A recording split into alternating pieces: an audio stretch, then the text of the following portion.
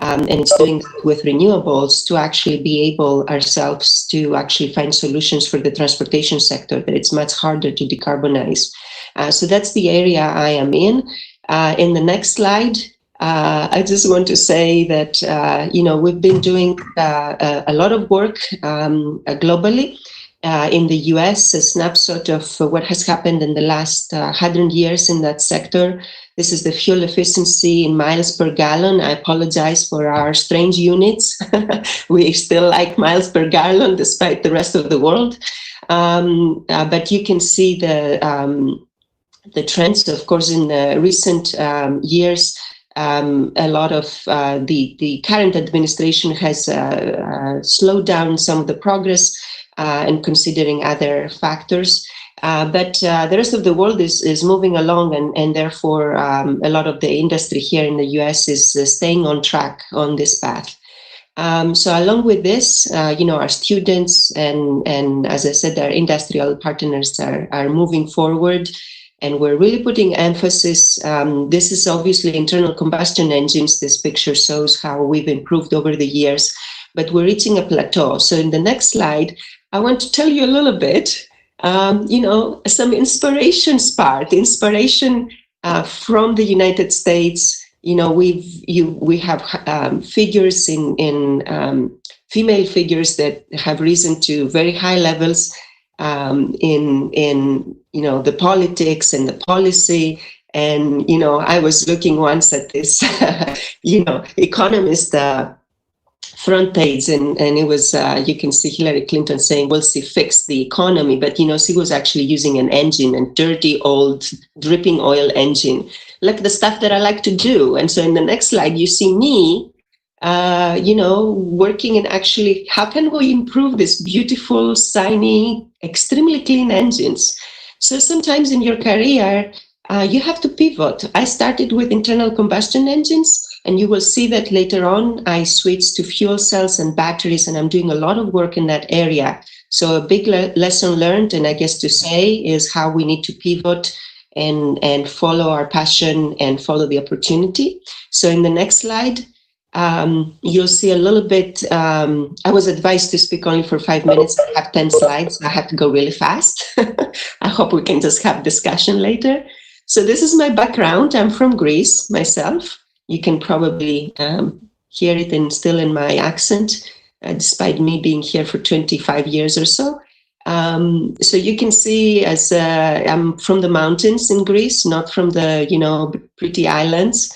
And up in the mountains, you can see my family's first car. So I was one of the lucky ones that I had my father and my grandfather having me tinker in the cars right next to them, and going in the factories and where they were working and stacking up nails and all kind of mechanical stuff. So after that, I decided to do my PhD studies. Actually, I didn't. I just went for master's because I didn't really like to work from 9 to 5. And I just didn't feel like going to industry. So I was like, maybe I'll just delay and go study, keep on studying. So in the next slide, you'll see I decided to apply to the University of Michigan. And you'll say, why from Greece to Michigan? Well, actually, Michigan is the same size with Greece, especially in the coastal line, because all around us is lakes. And myself as a naval architect and marine engineer in Greece, I actually wanted to go to work with ships in the Great Lakes. A crazy thing how, our careers can change so fast. So when I went there, if you click the another time, you'll see that in Michigan, there is a big hub where I live and where the university is a big hub of automotive companies.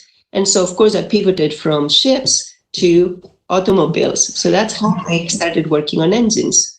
And in the next slide, I'm just highlighting that when I arrived actually in my second path of my career, phase in my career as a professor, I did my PhD in the University of Michigan, then I left, I worked in industry, I worked in another university, and I was brought back as a professor. So when I came back to Michigan, I figured, oh my God, everybody is working on internal combustion engines. I better work on something else. So I started doing fuel cells, And you can see some of my amazing students that are now CEOs and VPs in some companies like Ballard, and director of the Energy Institute at Smith College, which was the only engineering female-only college actually in the United States for a while. You can see one of my students, Denise. And Jay Purkospan, he's in your area, I think. He's he's a professor at the university in Thailand, in Bangkok. And then recently, or the last 15 years, I've been working, well, recently for me, I'm showing my age, 15 years, I've been working a lot on batteries. And the next slide, it shows just a few ideas of what I'm working on. I'm working side to side with people that are looking into batteries, not just for powering automobiles, but also for emergency disaster scenarios, positioning batteries for resiliency centers, especially now with heat waves and some of the issues associated with storms. And we're looking into the diagnostics and controls. That's my area, the automation. And I guess, I never know what my next story and my next challenge is going to be, but I can tell you I love this next engine in the picture there. So click the next slide. Mm-hmm. Maybe that's what's going to be my next engine. So with that, I'm looking forward to the discussion, the presentation from the others.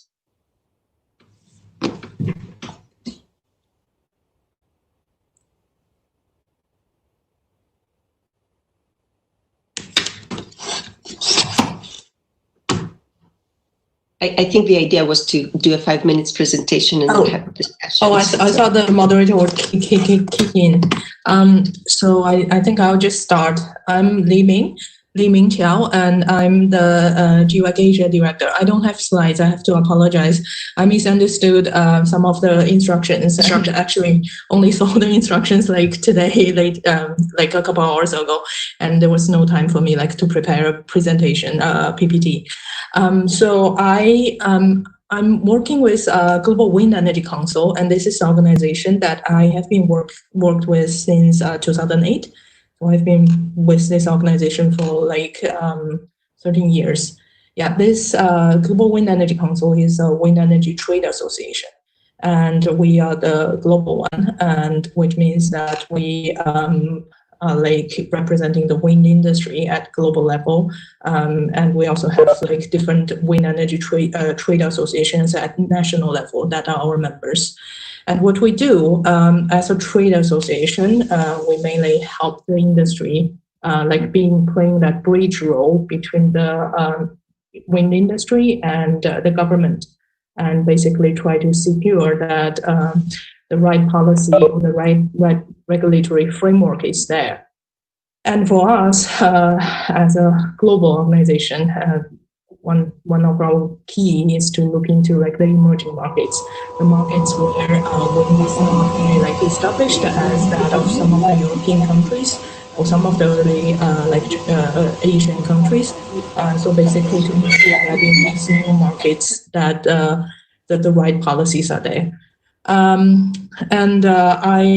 was very happy to be invited here today to talk about this, because I'm in my late 30s and I've been working in the past 17 years, and in this whole process I undergo that phase of where I started working, trying to figure out what work is and try to find out where I'm supposed to go in the future, and then identified what I really want to do, and in that whole process also started the family, started to be a mom. I have 2 kids, and the older one is now 10 and the younger one is 4. So those struggle as being mom all occurred in this whole less than 20 years period. So those struggles I also am happy to share in the discussion. And another thing is I have been constantly moving between different places in this whole period, and that's also another experience. So if I'm aware of the time, but I'll try to be quite quick. If I review this whole kind of career development, I think it basically fall into 4 different phases. phase one is like when I just freshly graduated and enter into this whole job market.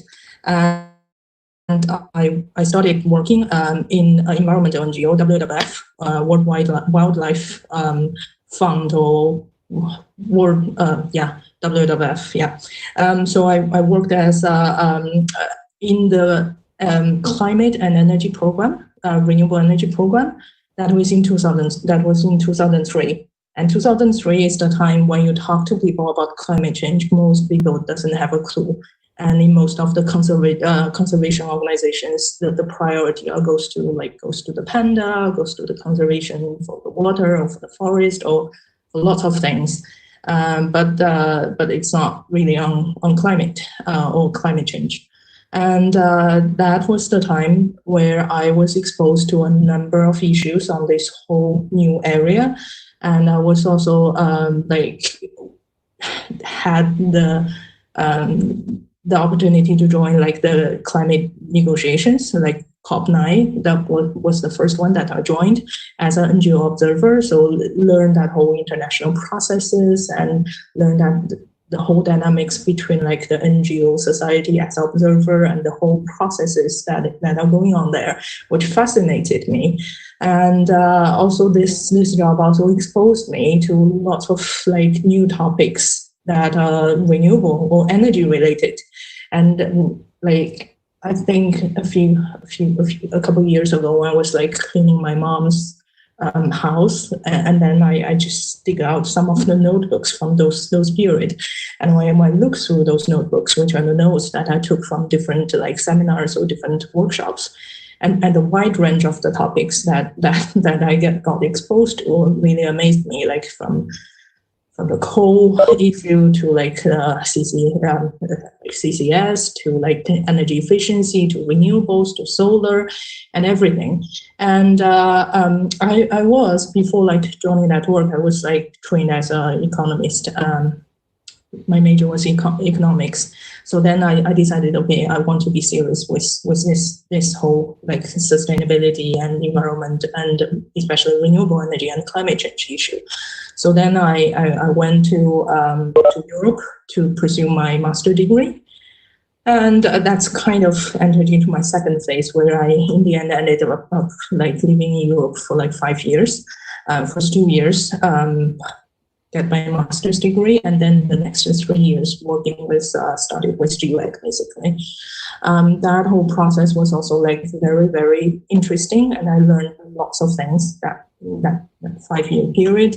Like, yeah, the whole master is one thing, and then I started to work in a different country and a whole different kind of organization, which is still like an NGO, but a different type of NGO, where like more like a business NGO, where you really work with the industry, help to serve with the industry with a very kind of narrow goal, narrow objective, that is to get the right policy for them so that they can put it in the market. And that was very challenging, and but also very, I think I was very, very, very much motivated. And that's kind of the second phase. And then comes the third phase, where in 2011, I moved back to China, still with the same organization. But that's also like, that's a big change. But that's also like some family changes also happened. Those was the year where I had my first daughter, and then the second one. And those was the year like I also enjoyed it career-wise, but also really started to see lots of bottlenecks of myself, and sometimes we're also like thinking, okay, should I go back to school, do a master, or do a PhD, or should I be like more focused on certain areas? Because like I said, I have been working with this whole policy, regulatory kind of area. It's actually kind of like not really easy to define. It's not really like engineers as you guys are, or it's also not like I can do like project finance. I understand finance with many details, but more like, okay, how do I see myself in the next 10 years? I mean, I can do like these policy works, but I just don't see too much value.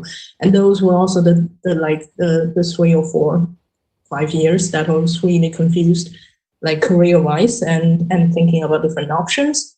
But then I think after that whole phase passed, then I entered into like what I call like the phase 4 of myself, where I think it started about like 3 years ago, where career-wise, we also have a shift that we have a new focus market, and I started to really look into some of the emerging markets in Asia. And that's where I suddenly realized, okay, although I don't have those skill sets as an engineer or as a finance people or as this or as that, but I actually, during this whole process, built up my own skills, which is actually quite unique and very much interdisciplinary, and actually really, really works for this whole job as a trade association, as a policy advocacy person. And the past 3 years, I've opened our whole work in several new markets, like in Mongolia, in Taiwan, in Southeast Asia, in Vietnam, and Philippines, and other places, Thailand. And last year, we also kind of, our organization-wise, made the decision that we're going to move here to Singapore. So last year, we did a big move, like family-wise, that we moved to Singapore and started this whole new venture where we have a new team and set up the whole new business plan, where all the things that I've learned in the past kind of 5, 6, 10 years, like every element that I've touched is now like holistically playing its role in this new role, where it's challenging, but also quite rewarding. That So I mean, for if I really take back to look at this past 17 years, I think there are some quite interesting kind of moments, and I think ultimately, eventually, when you get through, there are like rewarding points. And some of the key things to keep this whole process moving, I think is that you have to really find what you want to do and really stay with that. And this lots of the time that people are saying, okay, how do you find that? What are the things that you really like to do? I think there are lots of indicators, but I'm just trying to throw out some of the indicators that I've found helped me. Is that you really have the interest and really feel that this job keep constantly feeding you and making you to learn new things. And that whole learning experience is, for me, very motivating for me. And B, I think there are obviously always for every one of us, you have a tired period where you question everything, where you question like where to go in the future, what am I doing right now? And those are the times maybe I just feel like there was several moments where my husband encouraged me, saying that, okay, those are the moments where you just don't see the value of your work or don't see the value of the things that you've already accumulated, and you want to throw it all away and want to start something else. And then he said, okay, some of the pleasures from the work or the rewards from the work are actually from the mastery of the work that you're doing. And some of the time that the frustration comes when we actually hitting out some of the bottlenecks. So those are the moments I think we do have to stay there and really have to make ourselves to go through those bottlenecks. Once you enter into the next phase, then we'll realize that you started to master more of the things that you're doing. And then that whole mastery can unlock lots of new opportunities and lots of other things, and also more rewards and drives will also come from these whole processes. I think that's most of the things that I want to share, and happy to join the later discussion. Thank you. Thank you, Leming. That was actually a very long journey for you. So now I would like to invite Simay Akar to take us through her journey. Thank you so much. Are you also controlling my slides? or shall I control mine? Do you have my slides? Yes, I have your slides. Awesome. Okay, thank you so much.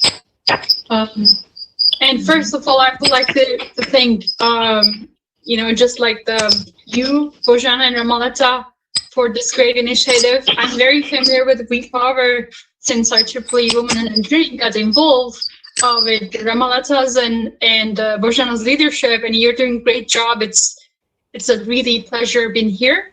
And it was really nice to hear from Liming and Anna as well. That's very inspiring. So I just like to share my story as well as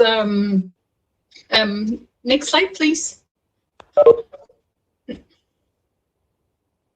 Yes.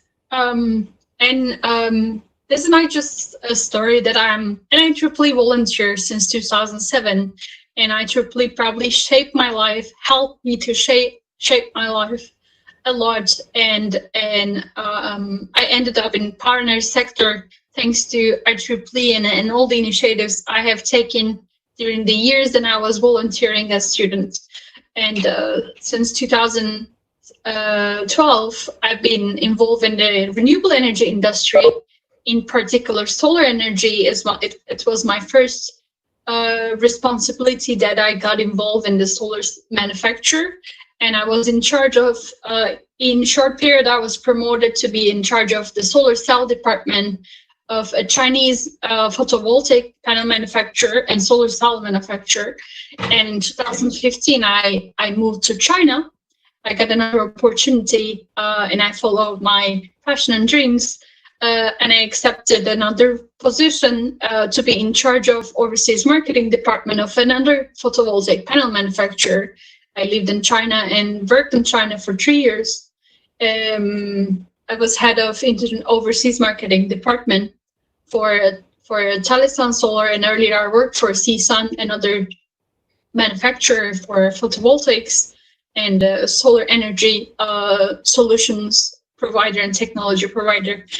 Then after the 3 years that I got another opportunity, there was a project in my country that I should also introduce myself as like Anna's background. I'm very close. So I'm actually now connecting this call from Istanbul.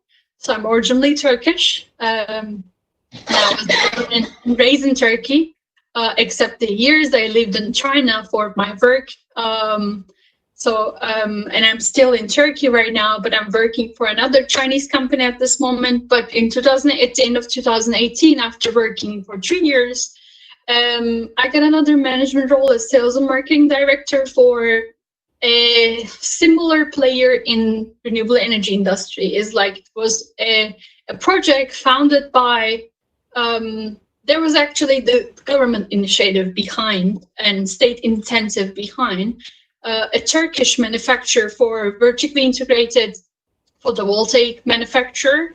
But the project, I worked on the project as sales and marketing director, but I was in the core team, so I just supported. But the project a little bit delayed, then I had another chance to get involved as founding partner of an energy storage company. Now, currently, I'm in Istanbul, but my office is in China. I'm in charge of all the global initiatives for business development and marketing for the new energy, and the brand name will be Innocess later. So it's actually we have a battery manufacturer behind as investor, so but still a startup. So I'm again in the core team of this initiative. So this is my current role. But I have several hats in IEEE. So since 2007. I keep volunteering for IEEE in several years, almost 13 years. So I had the chance to work with these amazing women, and I got inspired. In my story, they all have a very important role. I'm going to mention a little bit more. So can we go to next slide, please? Okay, so in the story, for every position I took, so passion really matters. So it was my passion to end up in the renewable energy industry, because when I graduated, I already knew where I wanted to work.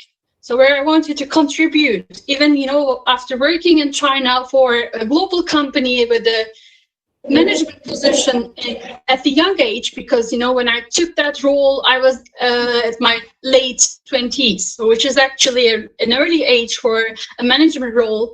But I followed my passion because I was always so passionate about what I do, and I was very sure why I'm there for that position. I knew what I wanted to contribute on those roles. So passion really matters for all the initiatives behind. This is important if you're working in an industry or any role. So you should be really passionate about the job you have, or about the volunteer role you have, or anything in life. So we need to find our true passion in life, which actually helps us to shape for the next step.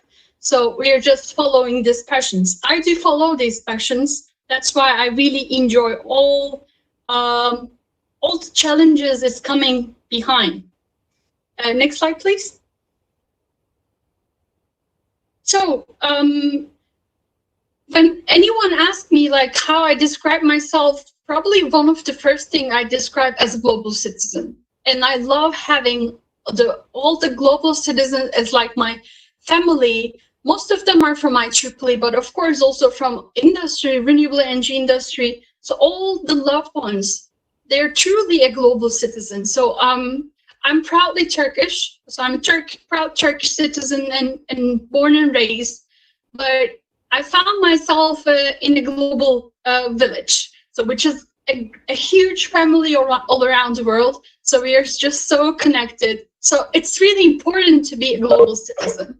So like, yes, we said we must go, and we considered whole world as our home. I think all the people I love, they have the same passion about the life. So that's why we are sharing the same vision and mission, and we keep contributing what we are passionate for all around the world together. So we are changing roles for the industry. It's like job or the volunteer positions every couple of years, but we keep actually working hard on what we believe. So that's why I consider myself and all my friends as global citizen. Next slide, please.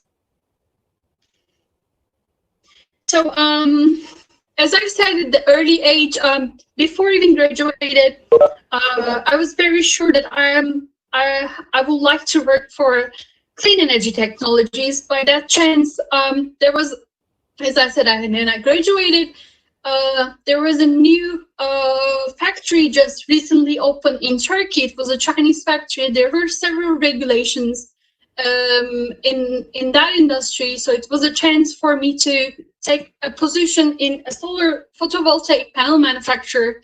But throughout these years, I had a great chance to learn about other clean energy technologies. So this is my passion.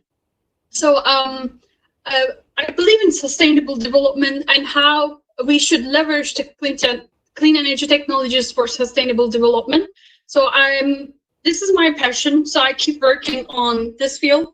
And of course, for all the job opportunities I had so far, I kept working on the clean energy technologies, and I'm recently in the energy storage for renewable energy projects and electrical vehicles. So as a lithium-ion battery manufacturer.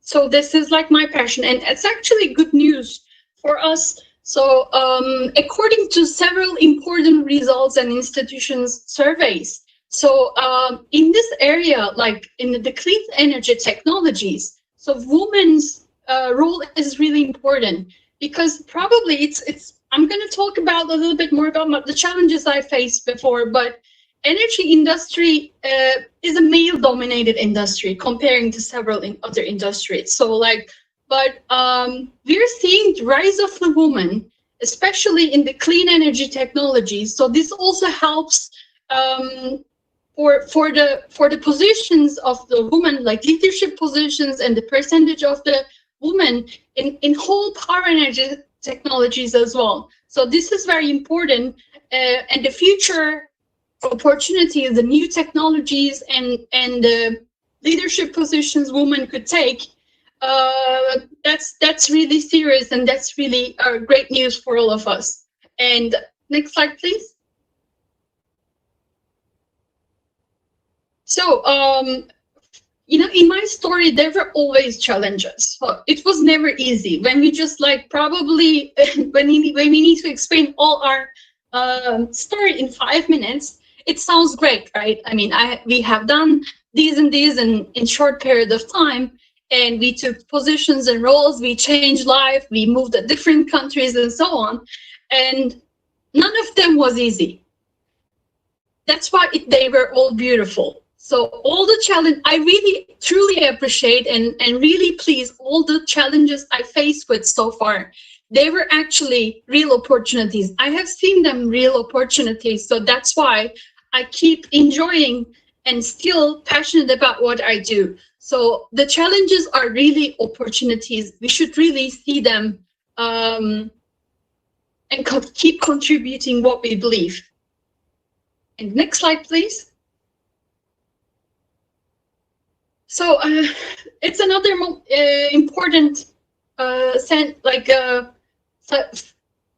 important sentence for my life. Life actually begins at the end of your comfort zone.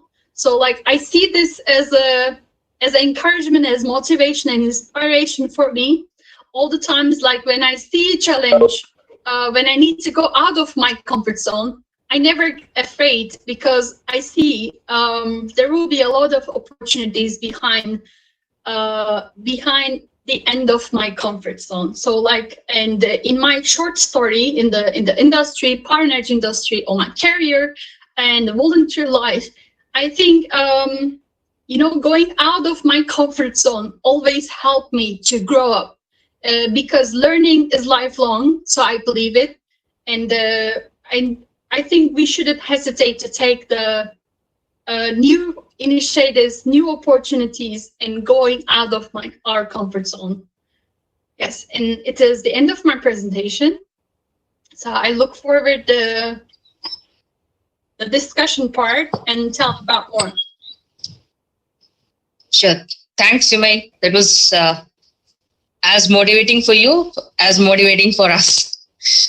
So with that, now that we have heard all our panelists, now I would like to leave the floor to Dr. Ramalata Marimuthu to moderate the question and answer session. The floor is yours, ma'am. Thank you, Preeti. It's inspiring to have all of you and learn about your journey. But at the same time, I would like to have an expanded view of your ideas, passion, and also your work. So the first question I will ask is about the world. Women are represented by just 14% in energy and power, especially in US. And in Europe, it is less than 1/3. In Asia, it is not much better. So what kind of jobs are they working on?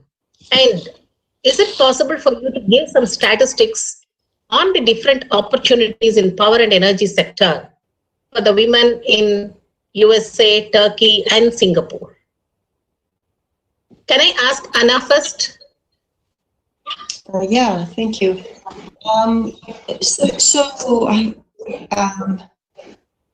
Opportunities. I mean, I think the clean energy sector, I would agree, is right now the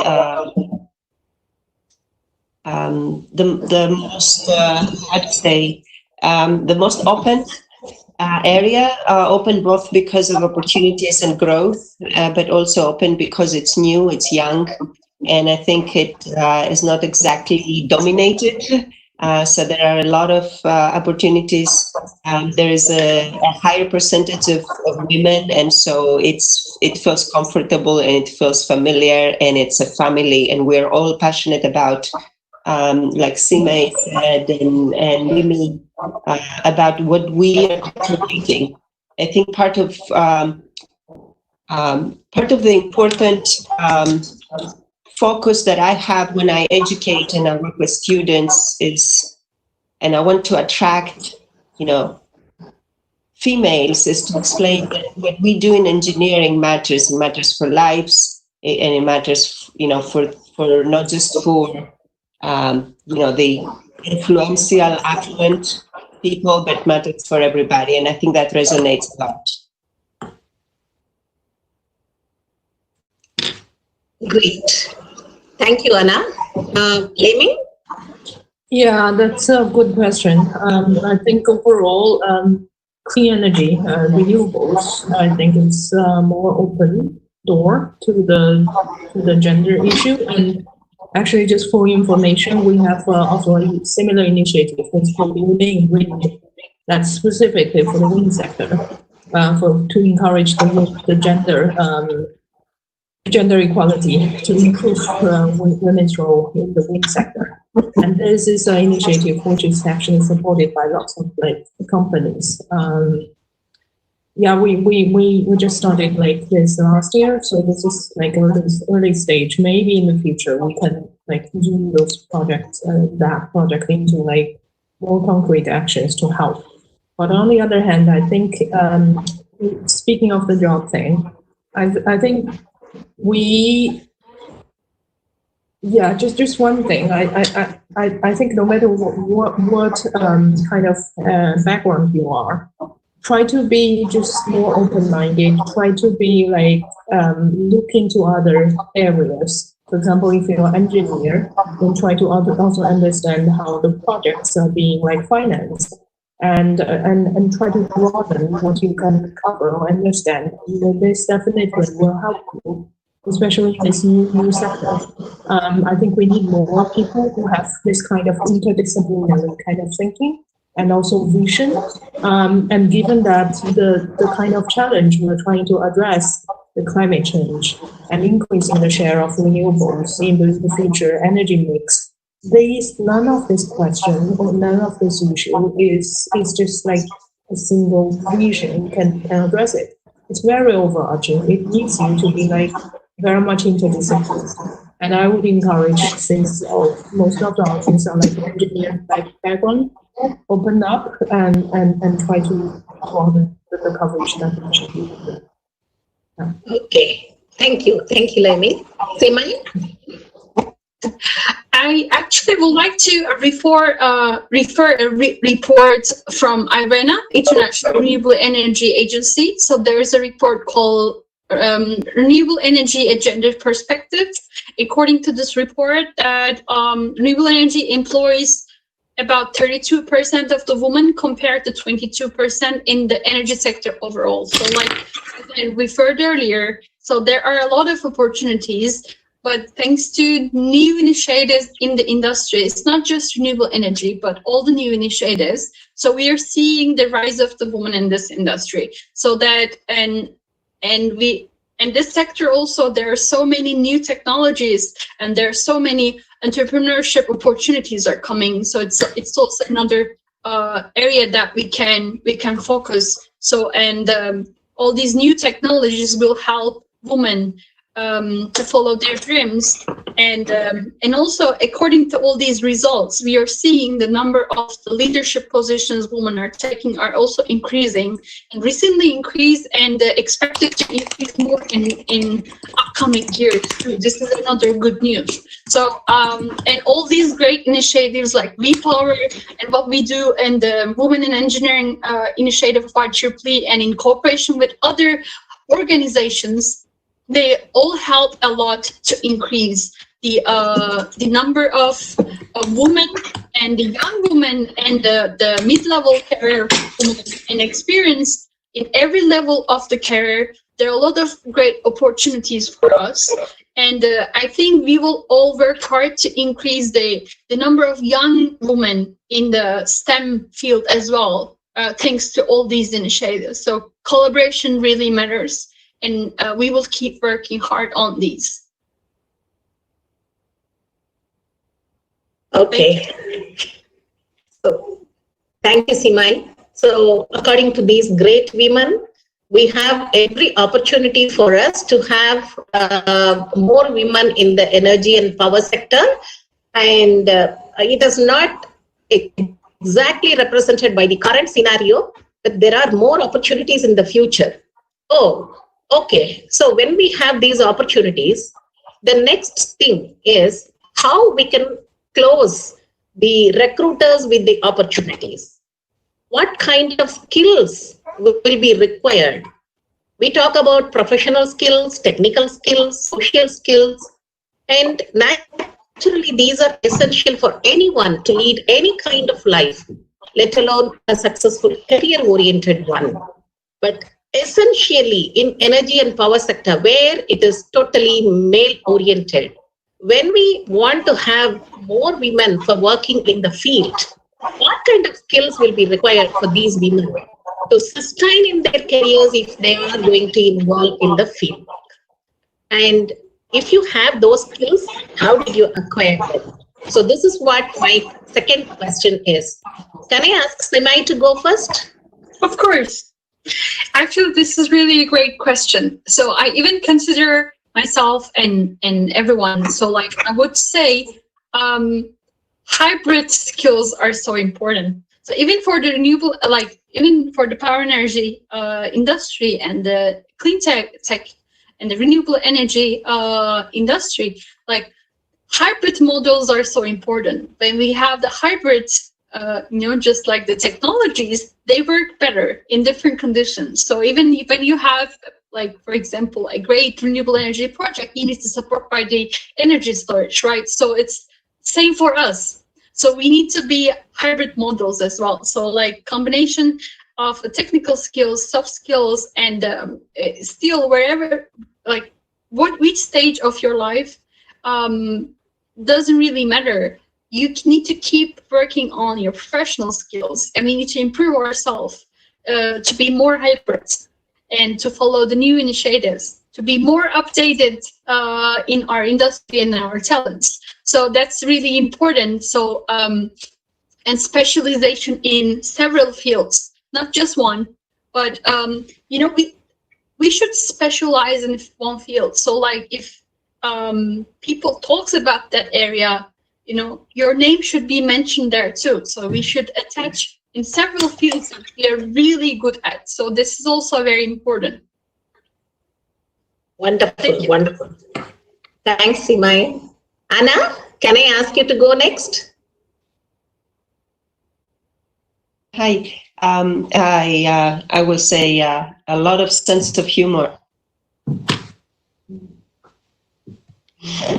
Sorry, you were looking for something more serious. No, it's okay.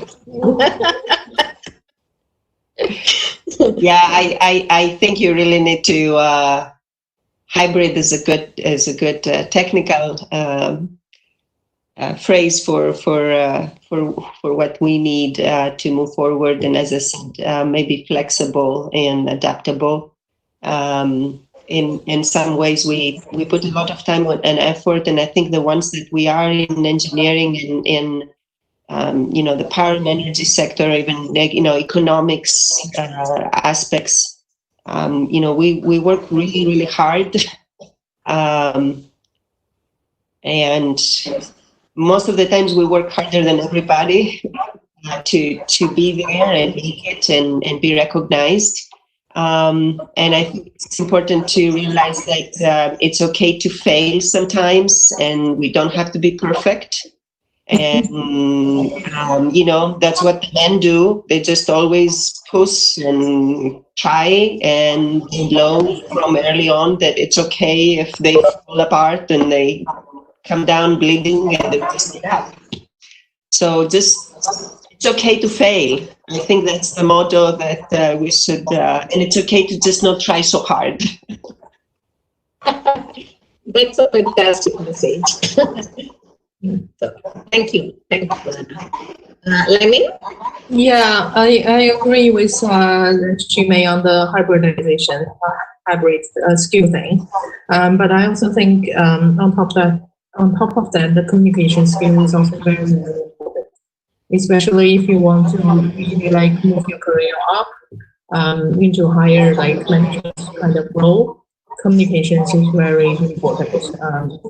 To be able to listen to people and to be able to make others understand what you really mean, and navigate through some of the complicated process.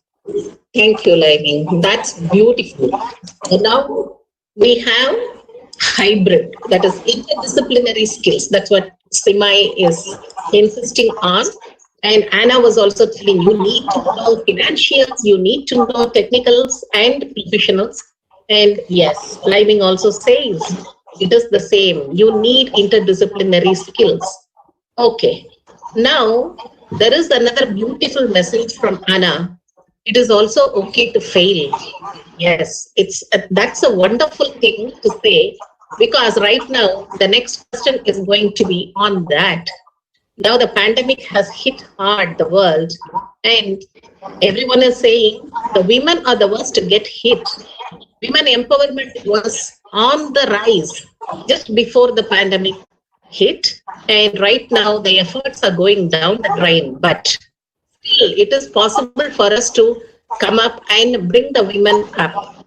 So, what impact does the current pandemic have on the research and development in power and energy sector? If a woman wants to go about doing some research, right now, all the three panelists are from different domains. One is from solar, one is from wind, and one is from engineering. That's lovely to have. So kindly tell us what kind of research and development impact will be there. So can I ask Laiming to go first? This is actually the area I'm not that familiar with. I probably can only say some general things. I think the pandemic is indeed using some threat which none of us has foreseen, and this forces us to really change our business models, our different way of doing things, and be really flexible and be agile on adapting this. I think lots of companies are also like doing different things to cut costs and cut different things. So whether those cuts will, unfortunately happen to the R&D, I guess so. So I think for those who are looking for like opportunities in the R&D, maybe it's also time to think also flexibly about other things that you want to do temporarily for these 2 years or 2 or 3 years. I don't know how long the impact will really be. Yeah, so that's what I want to share. Yeah. Okay, thank you. Simay? I would like to start answering that from women's perspective first. Like, totally agree, it's not easy for women. Of course, it's more pressure for the new life. But I really agree on Anna's point from the previous question. As a woman, we don't need to be perfect. So we're already perfect with all the fails because we keep learning. Probably we learn more from those fails. So like we shouldn't feel that much pressure and keep working hard on what we believe. Because life is already hard. Life was hard during the pandemic. So a lot of dynamics change and so many different dimensions of things. So we just need to be more flexible for this environment. And I think whoever adopts these conditions, new life conditions, first will be the winner. So like if we want to be more successful in our area, so we should really keep working under the new conditions. And this is a new life, let's say. But for the R&D perspective, it's actually true that we will have new opportunities coming up. So like everything changed. All the industries change. Also the energy industry changed. So we are seeing the results, like even the total number of installations they expected earlier will decrease. But this is just temporary.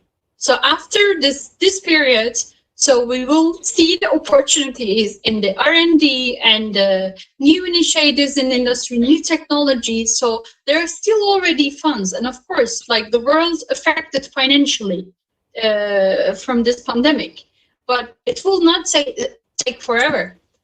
And it's for sure there will be opportunities, and they're coming up. And for example, in my personal story, I mean, there was like a project on this new startup years ago, but the people I work with, they didn't hesitate to take initiative and start a new initiative during the hard days, because whoever takes the risk or takes these new steps, so there are also some opportunities. It's same for R&D as well. So like maybe there will be less funds, maybe less opportunities, but they will bring more opportunities later. So we should see all the new things behind them. So this is the future. Beautiful, beautiful. Thank you. So we have flexibility. We need not be perfect. So compromising in some of the areas, yes, it is required. So probably that will be the answer for my next question. Everybody is talking about the leaky pipeline. There is a break in the career. Because of that, we are losing a lot of talent pool because they don't come back. So if it is a break, why the women are hesitant to come back? Did you have any breaks in your career? And I think climbing had a break because she was talking about moving around and having a break. I know that every one of us would have had some breaks, but if there is a break, what challenges will be there, and how did you encounter while coming back, and how did you overcome those challenges? Can you please start, Simay? Sure. I didn't have my family-related breaks yet, but of course I also had my breaks between all the transitions. So, and you know, like when we give any break or decide to go a new one, and we should keep connected, being connected. You know, like then, you know, like just if we have a break for mental break or for a reason, like a baby or something, or just like relocation, in any reason. So there are several ways to be connected to your field. It doesn't have to be work. It could be volunteering. It could be just like a connection. There are several ways. It's important to be passionate. So, and we have a right to give breaks. So they are really great for refreshment as well. So like all those breaks, there are also opportunities. So then we should see those opportunities, but we shouldn't just close anything totally. Like we don't have to continue what we do, but there are several ways to be connected. Beautiful. Thank you, Simay. Anna? Yeah, hi. I think I would like to say first for the previous question, that you know, if you look actually at least at the US, just as an indicator of trends, again, the clean energy renewables or the stock and the options and all the, you know, kind of market indicators that there is associated with renewables is actually doing much better than fossil fuel. That's one thing to know. So you guys need, you know, I don't know how it is in the rest of the world. I just looked at the US. So I think it's important here to push for this, what also Europe is pushing a lot for, is the green you know, recovery, or at least, but anyway, apart from that, on the aspect of you're asking breaks,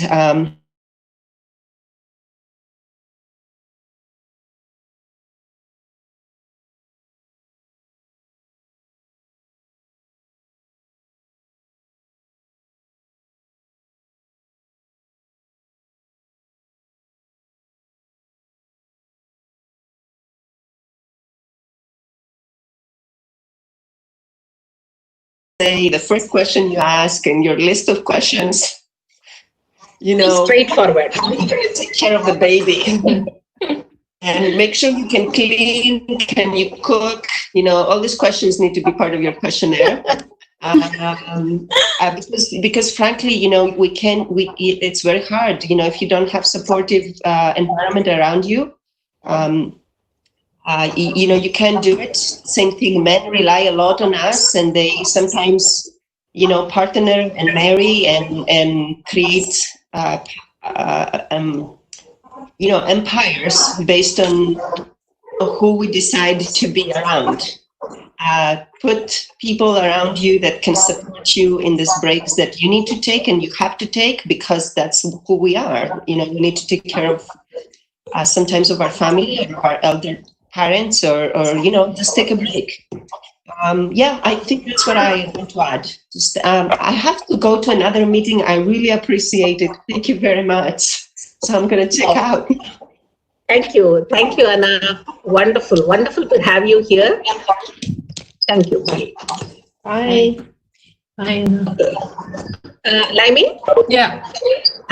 Yeah. Just I actually, apart from like maternity leaves, I didn't really have the break that I wanted to have.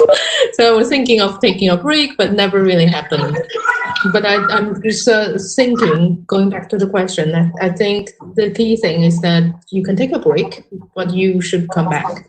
And one of the things that I think really grows your career is your experience in one sector and your kind of network and your understanding, lots of the time, understanding of this whole sector is growing. So if you keep jumping like different areas, it may not be a great idea. Yeah.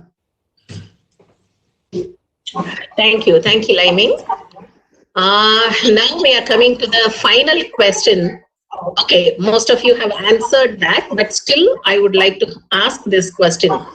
Balancing family life, social life, and career is challenging for both men and women, especially for women it is more so.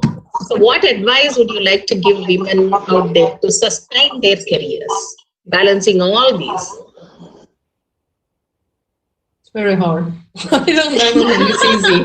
I don't think there is an easy answer. I'm opening the floor. Yeah. Who would like to go first? I can go first. Okay. You're fine with that. Sure. Okay. There is no life balance. That's the answer. Actually, there is no perfect life balance. So I will change my answer. There doesn't have to be perfect. It will be life balance the way you're able to balance it. So having a great support is important from your family, from your partners, from your friends, everyone around you. When you have support and understanding, the life is easier. So we should just be open to our loved ones for the other things we're busy with. So we should try to communicate with our loved ones about the rest of the things that we need to balance in life, and maybe it will help. But then after a while, so like probably we are all so busy and with different roles in our life. As I said, doesn't need to be perfect, but if you're able to balance in different times with different priorities, it will help. So prioritization is really important. For my story, when you prioritize on something, and for the, of course, top ones and the other ones, you should still spend some time on them. You shouldn't leave the rest of them also without any attention. So you shouldn't just focus on the top one and leave the rest. So when you care all of them with love, your priority list will help you to balance. Yes, I agree. Thank you, Simay. Liming? Well, I was thinking about how to answer this question. I think, like I said, that it's not easy. I think ultimately you have to make some decision that some of the things you just have to let it go. For example, some of your hobbies or some of the things for these 2 years, I can't focus on that. I'll let this go or let that go. just lower some of your kind of expectation on some of the life. Some of the things comes with the life, and try to focus on different things. Okay, thank you so much. So we have some comments from the participants also. One, Ms. Fiza Mumtaz, she has given a beautiful message. We have to be resilient towards challenges. That's the only way out and road to progress. So I think consolidating all these, I feel that women have to take up interdisciplinary skills. They have to prioritize their work, but not compromise the work. They need to give priority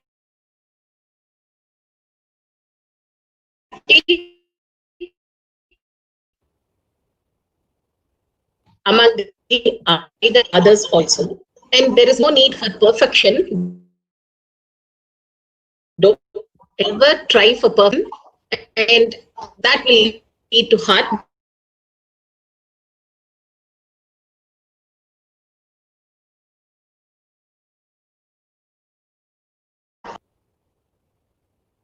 So keep the connection with them, keep communicating with them, and also straightforward. Ask them if there is a necessity for me to know that it is for the family, the whole of the family.